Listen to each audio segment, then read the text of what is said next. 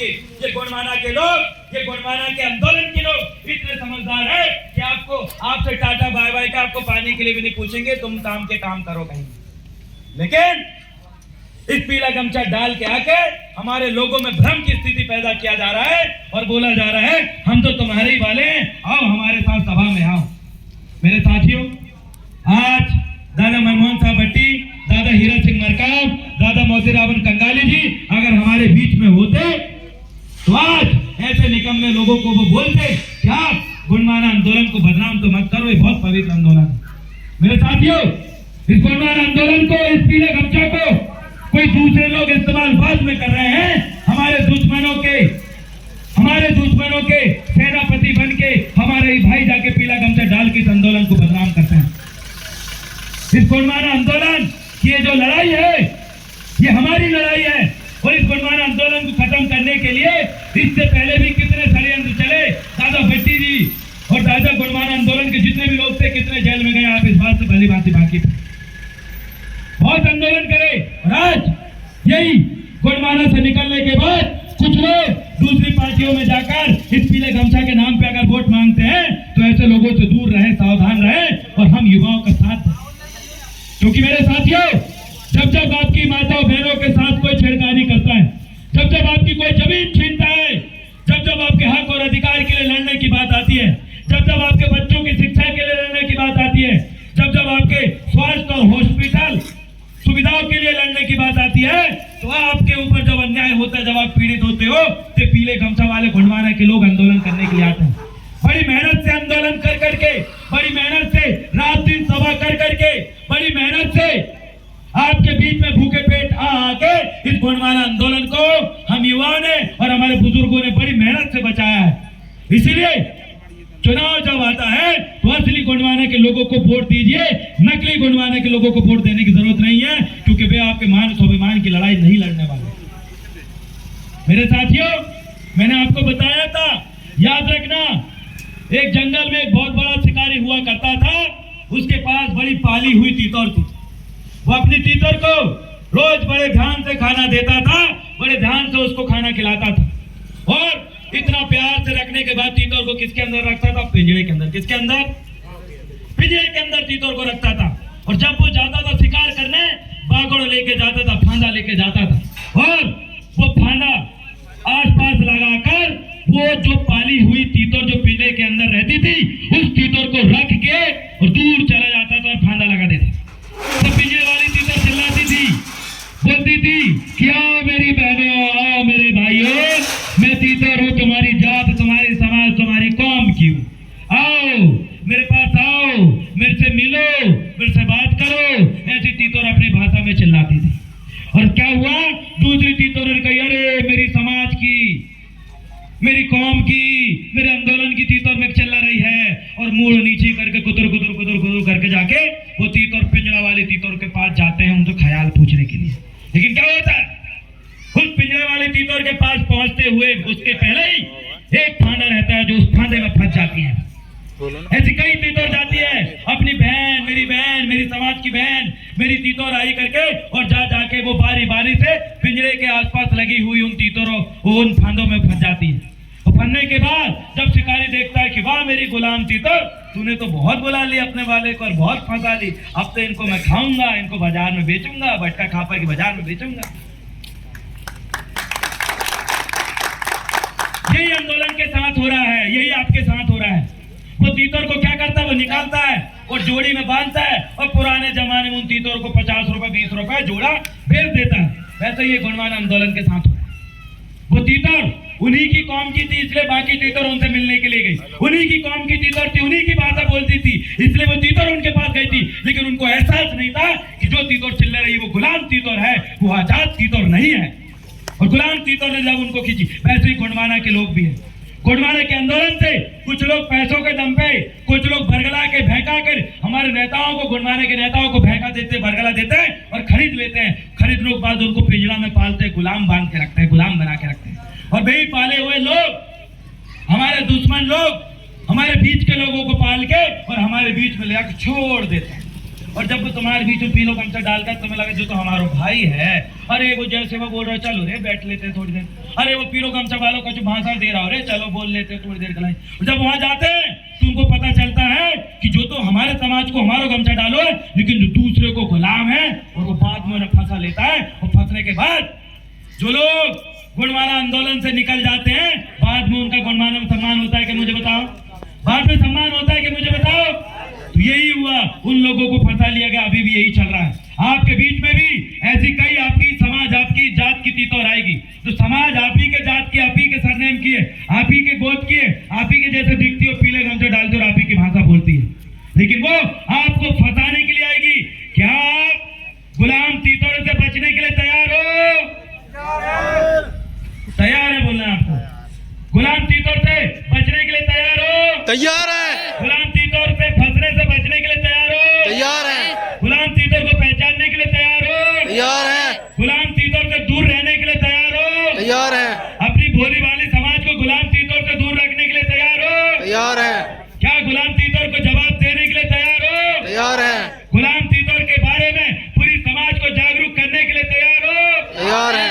मुझे विश्वास है इस गुणमाना आंदोलन को आप ही लोग बचाएंगे, क्योंकि आंदोलन कड़ी से कड़ी मिलके ही चलता है। ये बड़ी माला है जो गुथी हुई है, इस माला को तोड़ने के लिए कई लोग आएंगे कई लोग जाएंगे, लेकिन इस माला को इतनी मजबूत रखिए गुणमाना की माला को कि कोई ना तोड़ पाए। यही माला आपको और हमारे स्वाभिमान की रक्षा करेगी। यही माला धारण करने के बाद पूरी समाज में आपको सम्मान मिलेगा। इसलिए मेरे साथियों, आप मजबूत होकर ऐसी तीतौर से संभलने के लिए तैयार है? तैयार है? इस स्टोरी से आपको पूरी घटना समझ में आ गई हो। अब अगली बात आपको याद रखना है, इस गुणमाना आंदोलन को आगे बचाने के लिए आप अपने गांव-गांव मीटिंग करोगे कि नहीं? 10 लोग, 5 लोग, 2 लोग, 4 लोग जितने मिलेंगे सबके साथ मीटिंग करिए, और इस गुणमाना के नेताओं को जिताने के लिए आप मोबाइल उठाइए, वो 25-25 लोगों को फोन लगाना शुरू करिए कि आपको फलाने व्यक्ति को वोट देना है। आप अगर अमरवाड़ा में रहते हो तो छिंदवाड़ा के जो रिश्तेदार उनको फोन लगाइए, तुम्हारे क्षेत्र में जो गुणमाना खड़ा हो उसी को वोट देना।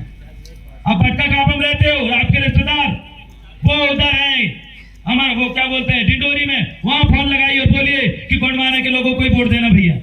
आपके रिश्तेदार वो नरसिंहपुर में, वहां पर ही बोलिए कि वोट देना है तो गुणमाना के ही लोगों को देना। आपके रिश्तेदार ये तामिया चौरई पांडुरना में है, फोन लगाइए, उठाइए, 25 लोगों को हर रोज फोन लगाइए और बोलिए कि वोट गुणमाना को देना है। एक व्यक्ति जब 25 लोगों की जिम्मेदारी ले लेगा, याद रखना मात्र 1 लाख लोग अगर फोन लगाने लगे तो आपका फोन 25 लाख लोगों को जाएगा। कितने लाख लोगों को? अरे 25 लाख लोगों में कोई कितने सांसद, कोई कितने विधायक, कोई कितने, सब बना डालो। बस जो ही काम था, हमारे पास पैसा नहीं है भाई, अपन लोग अमीर नहीं है, पैसा नहीं है। हम लोगों ने विधायक बनाते हैं तो नोट और वोट अपने पास से देकर बनाते हैं। इसलिए गुणमाना का कोई भी प्रत्याशी आपके पास वोट मांगने के लिए आए तो उनको बोलना मेरे घर में 10 वोट है, 10 वोट हम देंगे, और जो हमारे तरफ से हर वोट के 10 रुपए भी तक दे रहा है, ये ले बेटा जा चुनाव लड़, गुणमाना का आशीर्वाद तेरे साथ है। किसी के सामने, कोई कांग्रेस बीजेपी के सामने हाथ फैलाने की जरूरत नहीं है। जब तक गुणमाना के चारे जिंदा है, जब तक गुणमाना की माताएं जिंदा है, देखो भरपूर आशीर्वाद मिलेगा और दिल खोल के वोट मिलेगी। ये बोल के आप प्रत्याशी को मनवाते बढ़ाओगे। इन बातों को याद रखिए और अपने लोगों तक पहुंचाइए, तभी आंदोलन बचेगा। नहीं तो फिर कोई नेता निकले और वो कहे कि मैं तो कई साल से नहीं जीत पाऊं, एकला ही मैं बीजेपी से टिकट लाऊं और जीत। ओके बोलो, घुमाते भी जाना। ये गुणमाना के धैर्य समाज, गौंड समाज, भारिया समाज, मेहरा समाज, कतिया समाज, मुस्लिम समाज, हिताई समाज, ये सब गुणमाना को जोड़ रहे हैं। हाँ, और इनसे आशीर्वाद ले। गुणमाना के लोगों को जब तेरे पास आशीर्वाद में है तो बेटा कोई पैर पड़ाने की और कोई सामने भीख मांगने की जरूरत नहीं है। ऐसा तुम्हें जवाब देना, ऐसा जवाब देना शुरू करिए। जवाब देना शुरू कर दोगे तो कोई हमारे लोग इन पार्टियों में जाके जुड़ेंगे नहीं। गुणमाना के मान, सम्मान, स्वाभिमान और इस गुणमाना की लाज बचाने के लिए काम करेंगे। अरे हम तो ऐसे नेताओं को हम अच्छी तरीके से पहचानते हैं जो सिर्फ संडास, बाथरूम, यात्री प्रतीक्षालय और टैंकर देने लायक विधायक बने। बड़े बड़े कबड्डी में 2000 रुपए गिफ्ट देने के लिए विधायक बने। अरे एक लाख विधायक नहीं बनाए थे, हमने विधायक बनाए थे कि हमारे बच्चे भी दिल्ली मुंबई जाए पढ़ने के लिए कलेक्टर एसपी बन के आए। हमने इसलिए विधायक बनाए थे कि हमारे लोगों का भी प्राइवेट हॉस्पिटल से अच्छा सरकारी हॉस्पिटल में इलाज हो।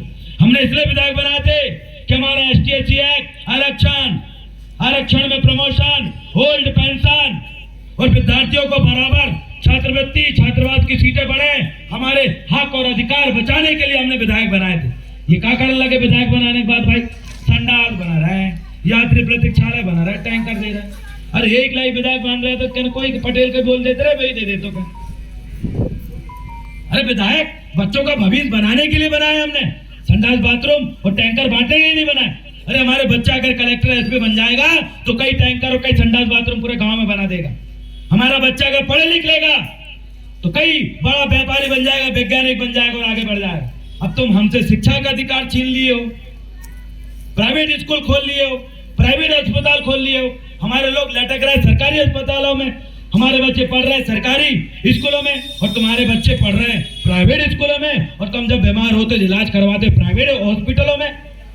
अरे हम इसलिए विधायक बनाए थे तुमको, इसलिए मुख्यमंत्री बनाए थे कि जितने प्राइवेट हॉस्पिटल है सब बंद हो और यहाँ के सांसद का भी इलाज वही सरकारी हॉस्पिटल में हो, वही सरकारी अस्पताल में हो जहाँ हमारा खेत का मजदूर खेती करके जहाँ इलाज कराता है, वही बाजू वालों पलंग में सांसद का भी इलाज हो। ऐसा सरकारी हॉस्पिटल हमें चाहिए। क्या हो रहा है? हमारे लोग जाते हैं बटका खापा जा रहे हमारवाड़ा से हॉस्पिटल में इलाज कराने के लिए जाते हैं, ऊपर टांग करके बाटल लगा के लटका के बाटल रख देते हैं। जब पूछते हैं डॉक्टर साहब का वह है तो 10:30 बजे उनका राउंड रहेगा, 10:30 कब तक आदमी मर जाए, बाटल लाइक जिंदा रख रहा है ये लोग। भाई प्राइवेट हॉस्पिटल में जाए 10 डॉक्टर आएंगे, दौड़ इलाज करते हैं। अरे हमारे लोग, ये गांव के लोग जब जाते हैं यही मरम्मत होती है। हॉस्पिटलों में जाके आप देख लीजिए, ढंग से उनके ले जाने व्हील चेयर नहीं मिलती।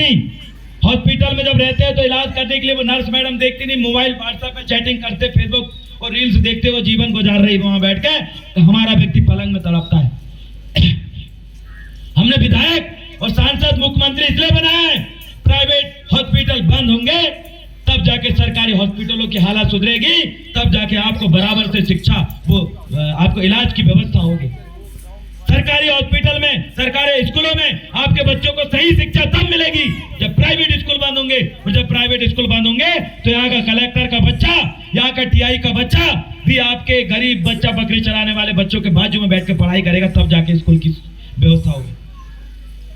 मैं आपको बता दूं, चुनिए, वोट देना अपने भविष्य बनाने वाले लोगों को। वोट मामूली चीज नहीं है। आप जिसको वोट देते हो वही तय करता है कि तुम्हारे हाथ में भीख मांगने का कटोरा होगा या हाईटेक कंप्यूटर होगा। ये वही वोट देकर जिसको नेता बनाते वही डिसाइड करता है, वही निर्णय लेता है। आप जिसको वोट देते हो वही निर्णय लेता है कि आपके केस 50 साल तक चलेंगे या आपका केस 6 महीने में जन सुनवाई करके, या फिर 6 महीने में वो केस कैसे खत्म हो, वो वही वोट देने वाले निर्णय करते हैं।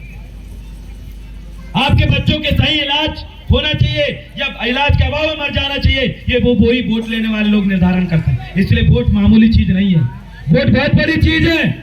यही वोट से किसी को राजा बनाते हो और यही वोट से किसी को हम भिखारी भी बनाते हैं। इसलिए मेरे समाज के लोगों, गोंडवाना आंदोलन के लोगों, सोच समझ के वोट देना, अपने अपने बच्चों के लिए वोट देना। उनका भविष्य जो व्यक्ति बना सकता हो, जो आपके बच्चों का भविष्य बनाने की हिम्मत रखता हो, ऐसे लोग वोट देना। नहीं तो ये जो बच्चे जा रहे हैं इनसे पूछिए, कई का स्थायी जाति प्रमाण पत्र नहीं बन पाए, तहसीलदार नहीं बना रहा। यही बच्चों से पूछिए, कई की स्कॉलरशिप नहीं मिल पाई है। यही बच्चों से पूछिए कि इनको स्कूल में जो साइकिल मिलती है वो कितनी घटिया क्वालिटी की साइकिल मिलती है। यही बच्चों से पूछिए कि जो कॉपी पुस्तक इनके हाथ में रखे हैं उसमें 28% GST लगा के 70 सरकार ने इनकी किताबों को मेहनत कर दिया। 10 रुपए में मिलने वाली किताब 50 रुपए मिल रही है। इन बच्चों की शिक्षा काटने का, इन बच्चों की शिक्षा को अशिक्षा करने का या इनको अशिक्षित करने का काम भी यही सरकारों ने करी। याद रखिएगा, सस्ती किताब मिलेगी, सस्ती शिक्षा मिलेगी, तभी आपके बच्चे आगे बढ़ पाएंगे। अन्यथा अमीर का बच्चा अमीर बनता जाएगा और गरीब का बच्चा गरीब बनता जाएगा। ऐसी शिक्षा नहीं चाहिए। कलेक्टर अपने बच्चों को दिल्ली पब्लिक स्कूल में पढ़ाता है और गरीब अपने बच्चों को सरकारी स्कूल में पढ़ा रहा है।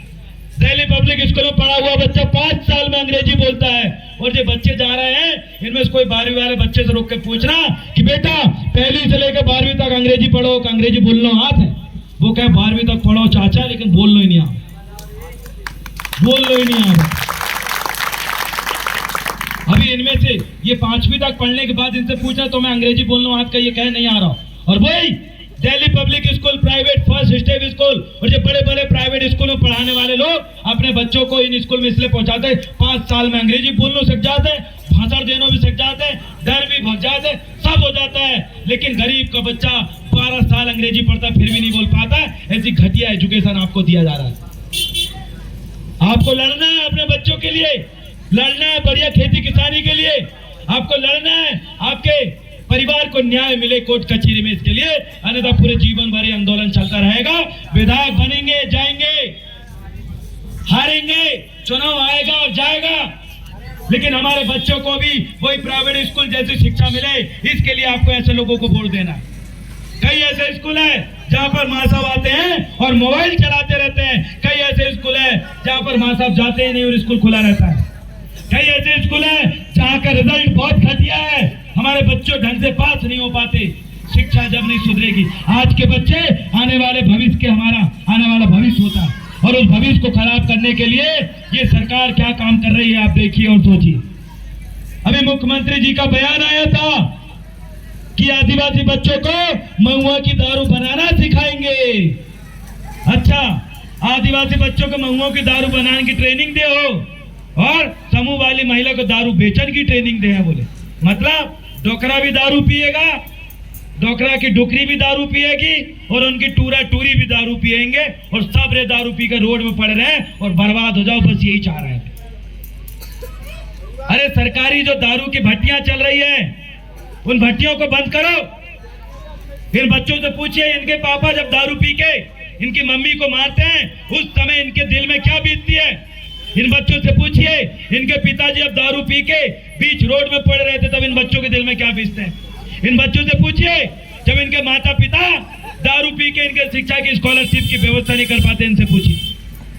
और ये सरकार दारू बेचने की ट्रेनिंग देंगी महिलाओं को और बच्चों को महुआ की दारू बनाना सिखाएंगे, ये विकास करेंगे ये लोग। मैं आपको बता रहा हूँ आपका विकास नहीं, आपके विनाश की रणनीति बनाई जा रही है। आपके विकास की नहीं, विनाश की योजना बनाई जा रही है। अरे यही बच्चियां देखना लकड़ी लेने के लिए जंगल जाती थी, गट्ठावर मूड में लकड़ी लेकर आती थी। क्यों? क्योंकि 1100-1200 रुपए सिलेंडर दिया गया था। साल भर इन बच्चियों ने 1100-1200 रुपए सिलेंडर ना लेते हुए जंगल से लकड़ी लेके आई और जब जैसो चुनाव हुआ तो मुख्यमंत्री जी और भाजपा की सरकार कहती है कि आपको 400 रुपए सिलेंडर देंगे। कहा भैया वही 1200 रुपए दो ना, चुनाव आते ही सस्तो कर दो और चुनाव फिर चल जाओ, फिर महंगो कर दो। यही महिलाएं कोरोना के समय बिना जूता चप्पल के हजारों किलोमीटर पैदल चल के अपने घर पहुंची थी। यही लोग बाहर जब काम करने गए थे तो बिना जूता चप्पल के घर आए थे, भोजन नहीं था। यही लोग भूखे पेट चले थे, उस समय कोई लाली बहने नहीं आई थी। जिस समय एक महिला का कोरोना में पैदल चलते हुए बच्चों को जन्म दी थी, उस समय कोई लाली बहने नहीं थी। मणिपुर में यही आदिवासी बच्चों को